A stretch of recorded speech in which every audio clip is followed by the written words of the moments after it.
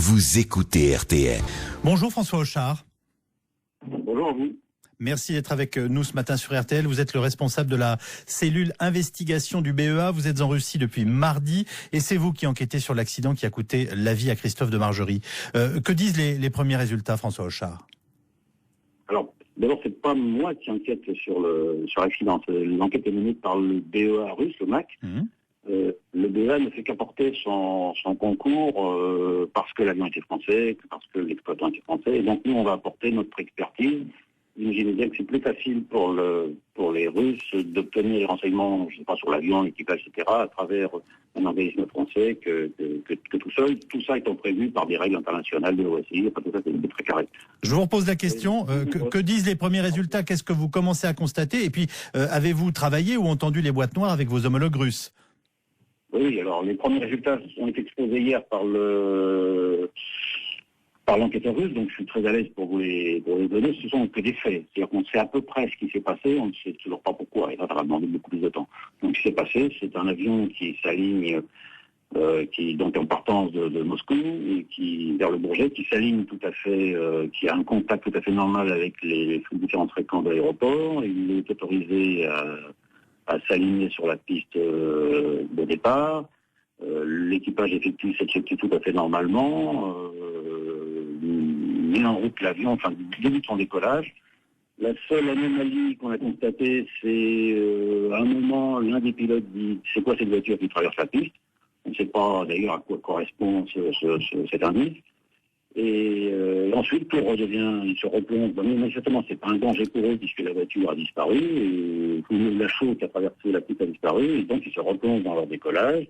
Ils continuent leur check-in, ils annoncent les vitesses différentes qui doivent être annoncées. À un moment, ils annoncent rotation, donc la procédure tout à fait standard. Et c'est à ce moment-là qu'ils s'aperçoivent que ils vont percuter un chasse-neige qui dans la partie haute fait 3 mètres de haut. Il y a une question qui vient toute. Alors quand vous nous expliquez, je précise que vous êtes par téléphone depuis Moscou, ce qui explique la difficulté de liaison de la ligne. Et je m'en excuse auprès de nos auditeurs, mais la question qu'on se pose en vous écoutant, c'est qu'on a l'impression que vous nous décrivez finalement presque un accident banal.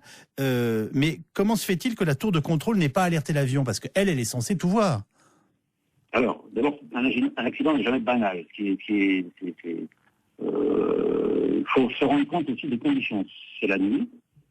La visibilité n'est pas très bonne. Ça, on n'a pas encore très bien établi si la tour voyait l'intersection ou non. Mais excusez-moi, à quoi sert une tour de contrôle si elle ne peut pas contrôler ce qui se passe, même si c'est la nuit et même s'il y a une visibilité qui n'est pas très bonne? Monsieur Calvi, vous êtes bien content quand vous revenez de mission de pouvoir vous poser à Roissy alors qu'on n'y voit pas à 5 mètres. L'atterrissage se fait en toute sécurité, pourtant la tour de contrôle ne voit pas. Par contre, elle dispose de systèmes, à Roissy notamment, des systèmes de radar qui vérifient qu'il n'y ait pas un autre avion sur la piste ou un autre engin sur la piste.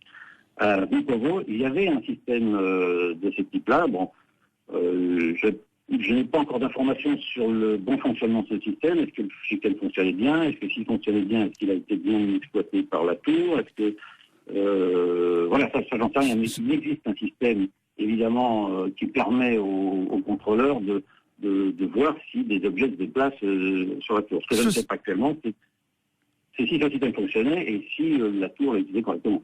C'est ma dernière question, j'aimerais une réponse courte s'il vous plaît. Vous trouvez normal que l'autorisation de décollage ait été donnée par la tour de contrôle? Oui, parce qu'au moment de l'autorisation de décollage, il n'y avait rien sur la piste. Ça, c'est l'information que nous a donné qu'on a pu vérifier, que nous a donné l'autorité russe. Au moment du décollage, rien n'était sur la piste. La piste était libre. Merci beaucoup François Auchard d'avoir été en direct depuis Moscou avec nous sur RTL. Je précise que vous interveniez par téléphone, d'où la difficulté de liaison, et que vous êtes le responsable de la cellule d'investigation du bureau d'enquête et d'analyse. Votre mission en Russie s'achève et vous allez donc rentrer tout à l'heure à Paris. Bonne journée à vous. Merci.